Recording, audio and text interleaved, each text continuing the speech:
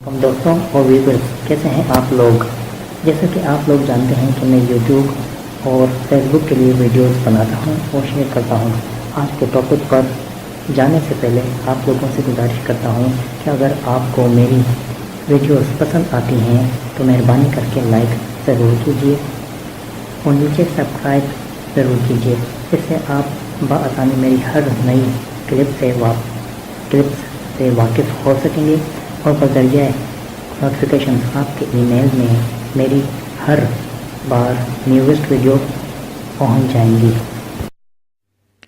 आज मैं आपको ये बताऊंगा कि आप live in care giver programme के तौर पर किस तरह वीज़ा हासिल कर सकते हैं और क्या तरीक़ेकार है। सबसे पहले मैं आपको इस वीज़े के कंटेंट्स बता दूं। ओवरव्यू, एक्सटेंड और change the visa, Lamya, apply online, apply on paper, नौकरी को ख़त्म करना यानी quitting your job, documents from employer, changing jobs.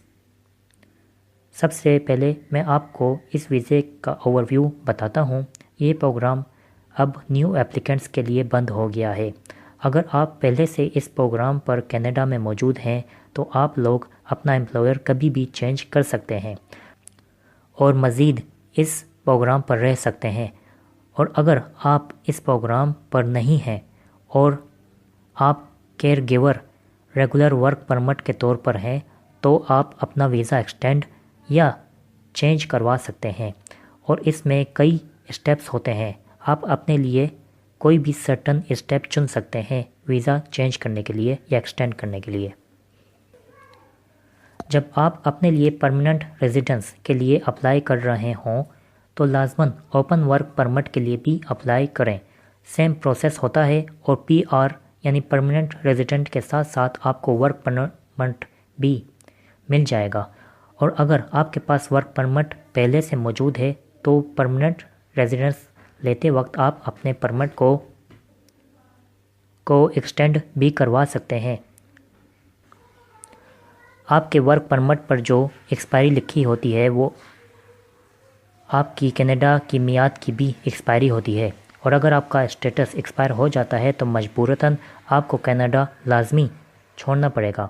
आपकी एक्सपायरी ख़त्म होने से 30 दिन पहले वीज़ा, परमानेंट रेजिडेंट या वर्क परमिट को एक्सटेंड करना है। जब तक आपकी न्यू एप्लीकेशन का जवाब नहीं आ जाता उस वक्त तक आप कनाडा में टेम्परेरी स्टेटस के तौर पर रह सकते हैं। कनाडा की इमिग्रेशन आपको जल्द अज जल्द बता देगी कि आपकी दरख्वास्त मंजूर हुई है या मुस्तरद, लेकिन इस दौरान आप काम नहीं कर सकते जब तक आपका नया वर्क परमिट ना आ जाए। इसके अलावा आपको एक्स्ट्रा फ़ीस भी जमा करनी होगी ताकि आपका कनाडा में टेम्परेरी रेजिडेंट स्टेटस बरकरार रहे। इसका मतलब ये है कि आपको एक्सटेंड या वीज़ा एक्सचेंज करते वक्त अपने फॉर्म के साथ टीआरपी टेम्परेरी रेजिडेंट पर रेगुलर वर्क परमिट दोनों की फ़ीस जमा करनी होगी। इसके साथ साथ आपको अपने एम्प्लॉयर की तरफ से भी लम्या नया लेना होगा यानी labour market impact assessment work permit के लिए जमा करना होगा और ये डॉक्यूमेंट आपका एम्प्लॉई कनाडा सर्विस डिपार्टमेंट से लेगा आपको हायर करने से पहले। अगर आपका स्टेटस एक्सपायर हो चुका है और अभी भी आप कनाडा में मौजूद हैं या आपके अप्लाई करने से पहले आपके स्टेटस एक्सपायर हुए यानी मैं नया वर्क परमिट लेना ही वाला था या स्टडी परमिट ताकि मैं कनाडा में कुछ और देर के लिए रुक सकूं, तो इसका मतलब ये है कि आप अपने परमिट की इज़्ज़त नहीं करते। कुछ केसेस में इसी तरह होता है और वो आपको कभी कभार छोड़ देते हैं कि आप आर्जी वर्कर के तौर पर अपना स्टेटस रिस्टोर कर लें। अगर आपके साथ इस तरह हो जाए तो आप 90 दिन के अंदर अंदर अप्लाई कर सकते हैं और अपने आप को रिक्वायरमेंट के मुताबिक बरकरार रखिए और जो शरात बताई जाएं वर्क परमिट के लिए वो भरें। इसके साथ आपकी फ़ीस यानी रिस्टोरेशन की फ़ीस $200 होगी और वर्क परमिट की $155 होगी और ओपन वर्क परमिट होल्डर की फ़ीस 100 کینیڈین ڈالر ہوگی۔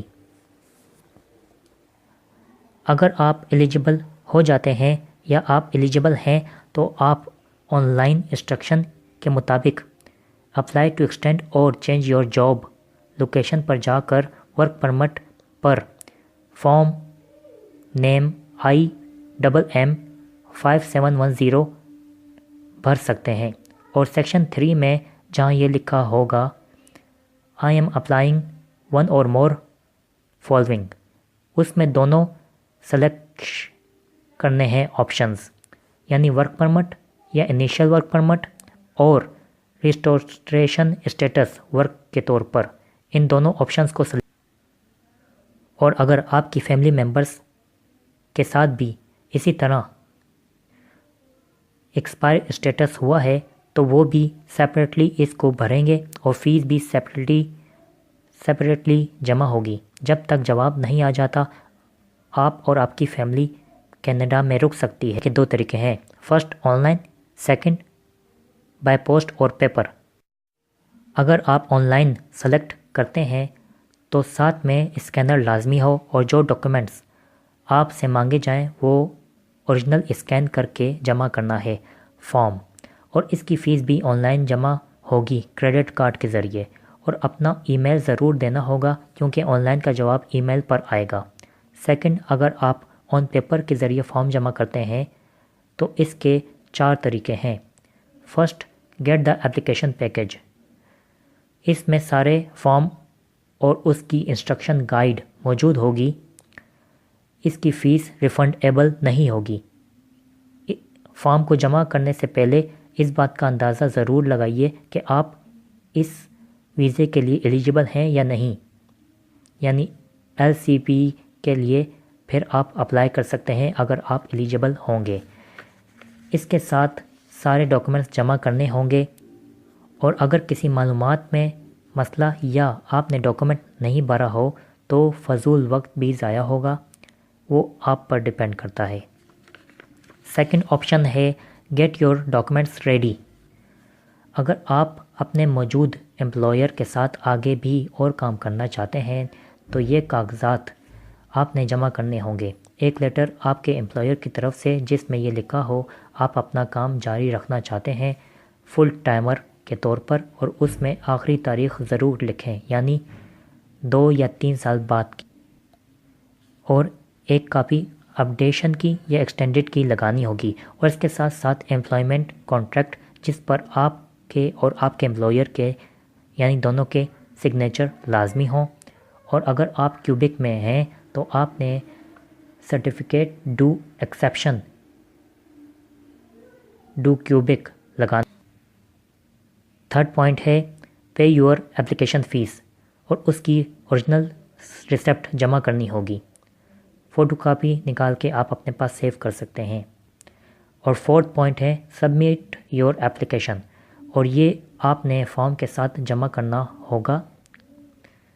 ریسنٹلی ان کا ڈپارٹمنٹ چینج ہوا ہے تو فارم پر یا ایکسٹریکشن گائیڈ پر ایڈریس موجود ہوگا، وہاں پر آپ نے اپنا فارم پوسٹ کرنا ہے، اور یاد رکھیے کہ پوسٹ کرتے وقت آپ نے اپنا نام، ڈیٹ آف برتھ، ایک لیٹر جس میں آپ نے اپنی کیس کی نوعیت اور آپ اس ویزے کو ایکسٹینڈ یا سوئچ کرنا چاہتے ہیں تو اس کی تمام معلومات لازمی لکھی ہو تاکہ آپ کے ویزے میں دیر نہ ہو، اور جو ڈاکومنٹس آپ نے جمع کیے ہیں ان کی ایک الگ سے فوٹو کاپی بھی جمع کرنی ہوگی۔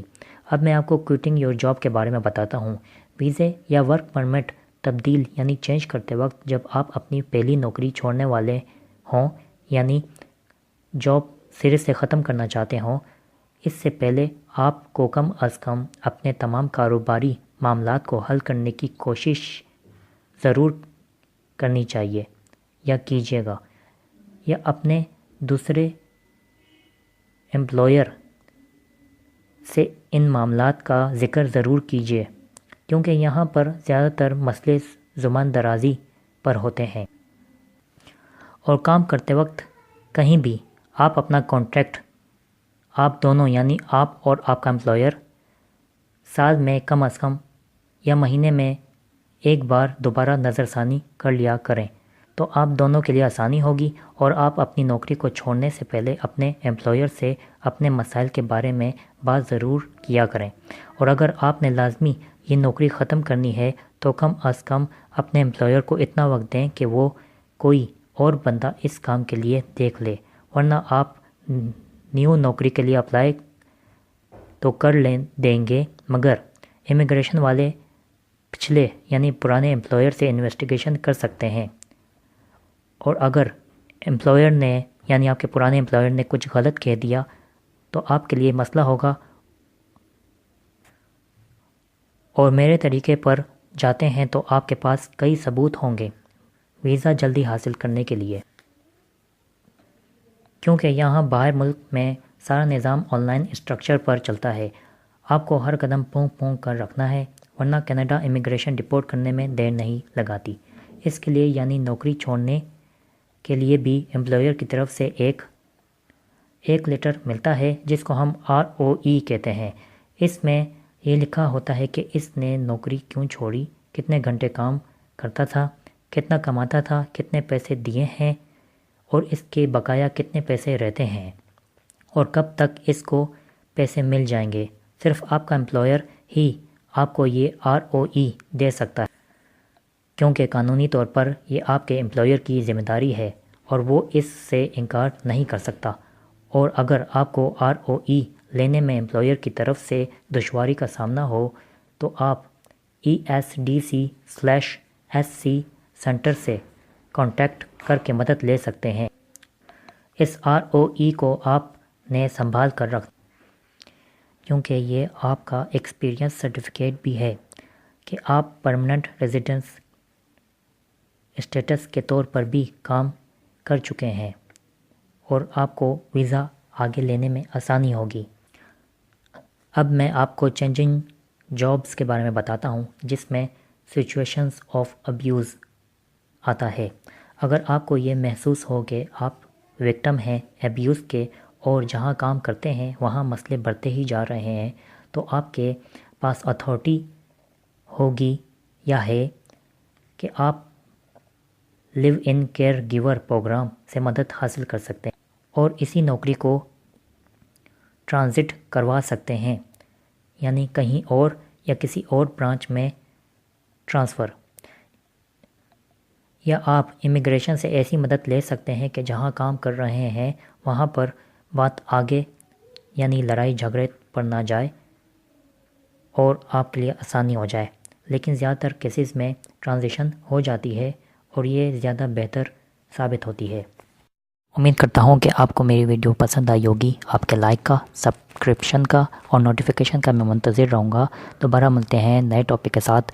دعاؤں میں مجھے یاد رکھیے گا۔ اللہ حافظ۔